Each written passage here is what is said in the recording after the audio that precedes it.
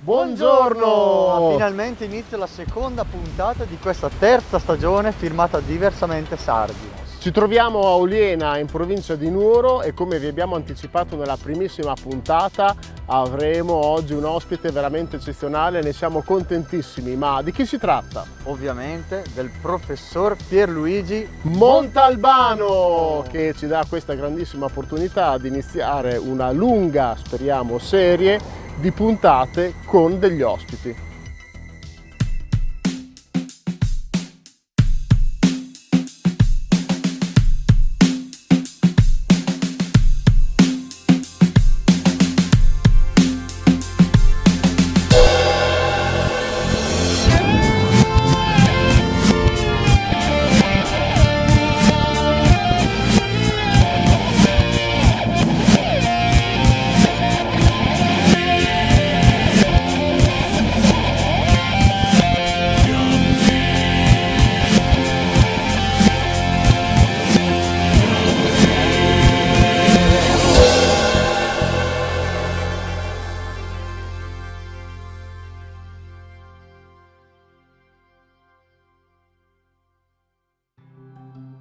Eccoci qua in compagnia del professor Pierluigi Montalbano. Buongiorno. Buongiorno professore, che è studioso di archeologia, storia e divulgatore scientifico. Sì. Ci sta concedendo una parte del suo tempo, grazie tantissime. Molto E volentieri. siamo molto curiosi e quindi vorremmo rivolgere qualche domanda che sicuramente interesserà anche il nostro pubblico di Diversamente Sardi. Va bene.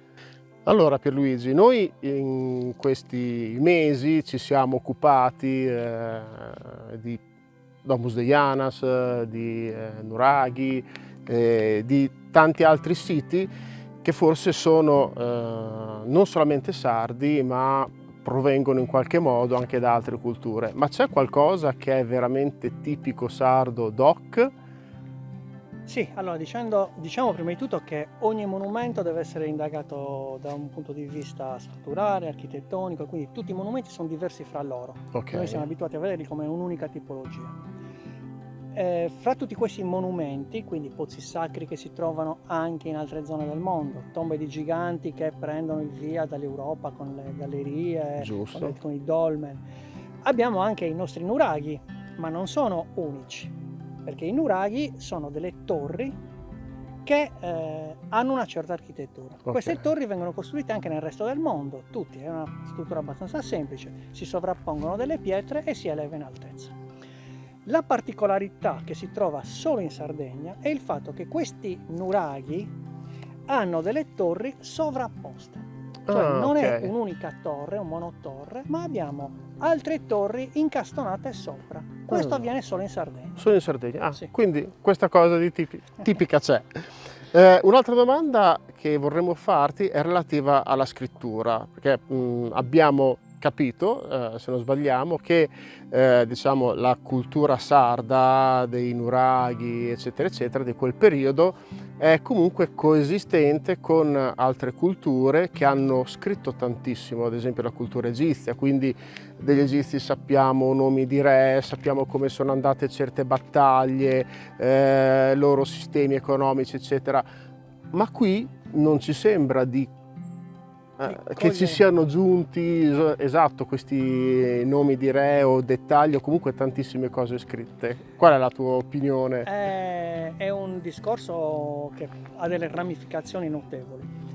Diciamo che archeologicamente in Sardegna diciamo che non esisteva la scrittura nell'età del bronzo per il semplice fatto che non sono stati trovati manufatti che riportassero una letteratura. Sì, Okay. Ci sono delle pietre o delle ceramiche che hanno dei segni grafici che possono essere interpretati in vario modo, ma non abbiamo ad esempio la genealogia dei re, quello che abbiamo con gli Assiri, con gli Egizi, Esatto. con i Cretesi. Perché tutti, scusami, mi interrompo, si sono impegnati, no, a scrivere le gesta di questo re, le gesta di quest'altro, ma qui non troviamo queste Allora, queste le possibilità scritture. sono diverse. Anzitutto la scrittura deriva dal sistema di palazzo, quindi prima di dimostrare un sistema di scrittura autonomo dobbiamo dimostrare che in Sardegna fosse in vigore un sistema di palazzo. Ok. a meno che non dobbiamo ipotizzare che i nuraghi fossero palazzi, ma Certo. bisogna studiare tanto per arrivare ad affermare una cosa del genere. Quindi bisogna rivolgersi alla archeologia dei manufatti. Nei manufatti non li troviamo, ma troviamo all'inizio dell'età del ferro, diciamo bronzo finale, inizio età del ferro, troviamo dei reperti scritti con un alfabeto che tradizionalmente si chiama alfabeto fenicio o proto-cananeo, che è un alfabeto che arriva dai levantini, queste popolazioni che arrivano in Sardegna probabilmente per mercanteggiare intorno al 1100-1000 e portano con sé un sistema di scrittura. Ora, qual è il problema? Questo sistema di scrittura è fonetico, quindi si descrivono degli oggetti pronunciando la parola e scrivendola con un alfabeto. Esatto. Quando questi arrivano in Sardegna, trovano i clan nuragici che parlano una lingua differente.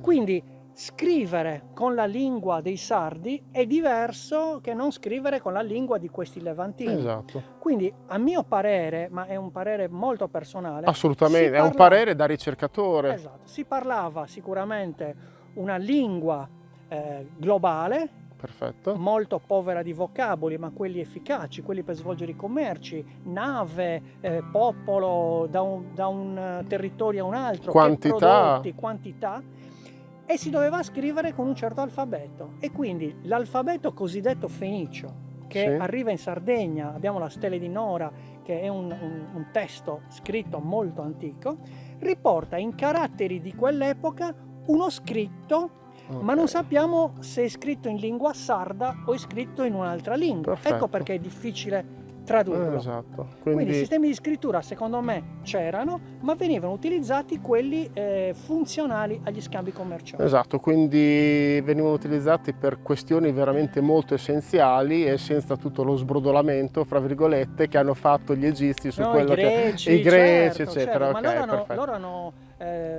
recuperato la tradizione orale e sono stati Esatto. bravi a metterla per iscritto. A metterla per Quindi, iscritto. secondo i loro scritti hanno inventato tutto loro. Naturalmente sono sistemi che Certo. esistevano già da prima, ma finché non Esatto. troveremo le prove scritte, in Sardegna i materiali organici li perdiamo, quindi se avessero scritto su legno o su altri materiali deperi, su stoffe, su cuoio. Ok, ecco perché. Ultima domanda è questa: ogni tanto si sente appunto di qualche scoperta in Sardegna, qualche pozzo, qualche nuraghe, eccetera, ma quanto c'è ancora da scoprire secondo te in Sardegna? È bellissimo. Vedendo anche, scusami, che ci sono, quando vai in giro, delle montagne che sono proprio perfettamente dei trapezi, dici ma lì sotto ci deve essere qualcosa, perché non può essere così perfetta, la natura è perfetta ma non è così squadrata come facciamo le cose noi umani, insomma. Allora, diciamo che l'età d'oro della storia sarda, l'età d'oro diciamo, avviene nell'età del bronzo, quindi l'epoca nuragica, quella di queste architetture monumentali è quella, 3500 anni fa. Okay. E quindi abbiamo già il primo problema di trovare tantissimi luoghi sepolti dagli strati successivi. Quindi trovare un villaggio, una città o un monumento di epoca nuragica devi prima smontare lo strato bizantino, lo strato romano, lo strato punico, eccetera, eccetera. Detto questo, naturalmente in Sardegna c'è moltissimo ancora da scoprire. Noi sappiamo che ci sono 8-9 mila nuraghi, forse 10.000, 1.000.000 di tombe di giganti, 150 fra pozzi sacri e fonti, diversi dolmen, menhir, ricchissimi. Ma uno dei dati più importanti è quello del numero dei villaggi. In Sardegna esistevano, per il sistema organizzativo della Sardegna, tantissimi villaggi, migliaia di villaggi. Si parla di oltre 3.000 villaggi. Alcuni dotati di nuraghe, altri privi di nuraghe. Okay. Se noi pensiamo a 3.000-3.500 villaggi, parliamo del termine dell'età del bronzo, quindi a cavallo fra il bronzo e il ferro, possiamo semplicemente ipotizzare un movimento di gente, un'organizzazione sarda straordinaria. Veramente all'avanguardia, quindi straordinaria. Poi, come dicevamo prima, insomma, un crocevia fra tante culture, quindi assolutamente moderna, sì, come lo siamo noi oggi, che ci vantiamo, insomma, di essere cittadini del mondo. Certo.